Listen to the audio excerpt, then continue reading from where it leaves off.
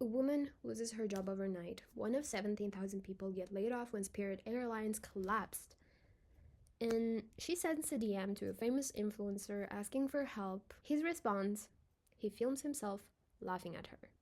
We need to talk about the gap between the rich and the poor because in 2025 and in 2026, that gap has never been bigger in the recorded history.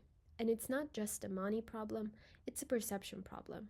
The wealthiest people on the planet have become so disconnected from normal life that they genuinely cannot understand what struggling feels like. So, today we're going to break this down, the data, the psychology, and the cultural moments that will show exactly how bad it has gotten. So, let's start with the facts because numbers alone are shocking. In 2025, the billionaire wealth grew 3 times faster than in any of the previous years combined.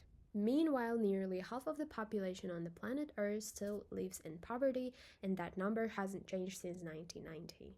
In the United States alone, just 905 billionaires hold $8 trillion in combined wealth. A bottom half of American households, which is 66 million families, share just $4 trillion in between all of them. Think about that. Under 1,000 people hold more wealth than 66 million households. And here's something that really gets me. In 2024, for the first time ever, more new billionaires were created through inheritance, not through creating and building a business. Every single billionaire under the age of 30 has inherited their money. Let me give you a real world example of how just disconnected the world has become. Jeff Bezos, worth around $230 billion, just recently rented out a whole city just for his wedding.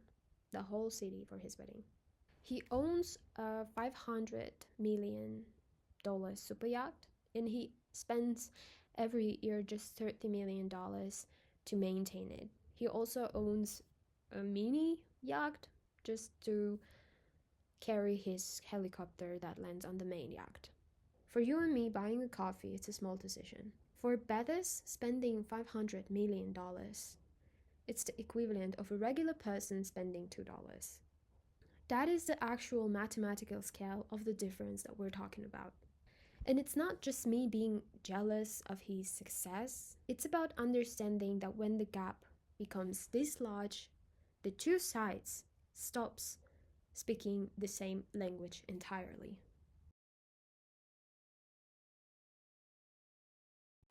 Now, here where it gets really interesting because rich people love to say that money doesn't buy happiness.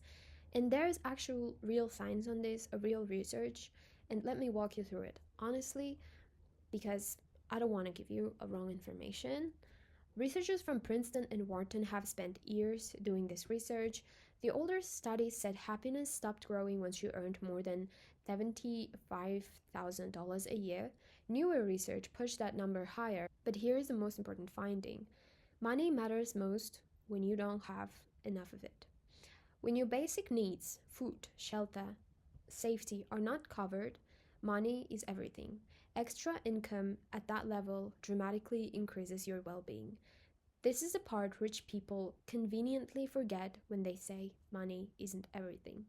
So the science is saying stop telling poor people to change their mindset, give them the resources first, because that was a study where, they offered one group a cash, one group a, therapy, and then the third group the money and the therapy. You know which group was the most happiest?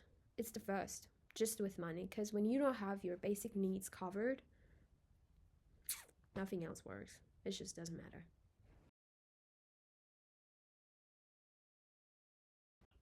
And now let's talk what just has happened, because this is the most perfect example of what we're discussing today. This week, literally just days ago, a famous influencer, James Charles, with over 83 million followers across his social medias, posted a video responding to a DM he received.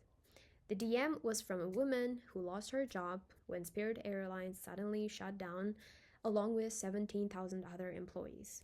She sent James Charles a polite message asking for little donations on her GoFundMe link, and James Charles, laughing on camera, called her a lazy piece of.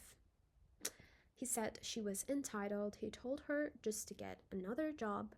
He said, and I quoted, "Welcome to the real world." He lost over 130,000 followers within hours, and the internet was furious. He later apologized. He called his video privileged, rude, and completely unnecessary. He even admitted he didn't know why it triggered him so much, and in the end, he reached out to try and help her. But here's why this moment matters beyond the drama. That first reaction, the laughing, the mockery, just get another job attitude, that is what a life of extreme privilege does to a person's thinking.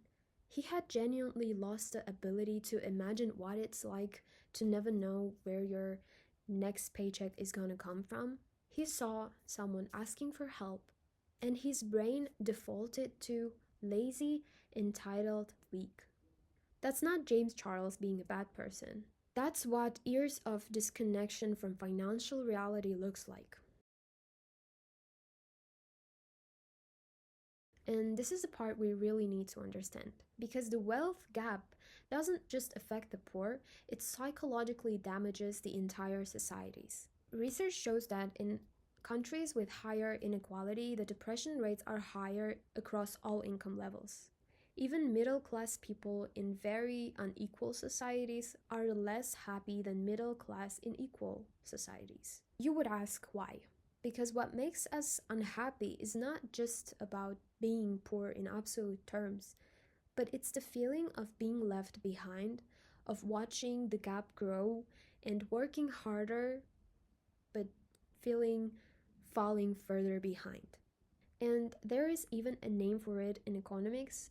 It's called the Easterlin paradox. Countries can get wealthier, richer as a whole, but if that wealth concentrates on the top, average happiness doesn't improve. Actually, it gets even worse. So let's be clear about what's actually happening. The gap between the rich and the poor is at a historic high, and it's growing even faster than ever. Billionaire wealth is increasingly inherited, not earned. And science confirms that money matters most to those who have the least of it. And culturally, we just watched how millionaire laughed at a jobless person, calling it a real world. The real world for most people, it's nothing like the world that James Charles or Jeff Bezos or any other billionaire actually lives in. And maybe the first step toward changing that is simply being honest about how far apart those two worlds have become.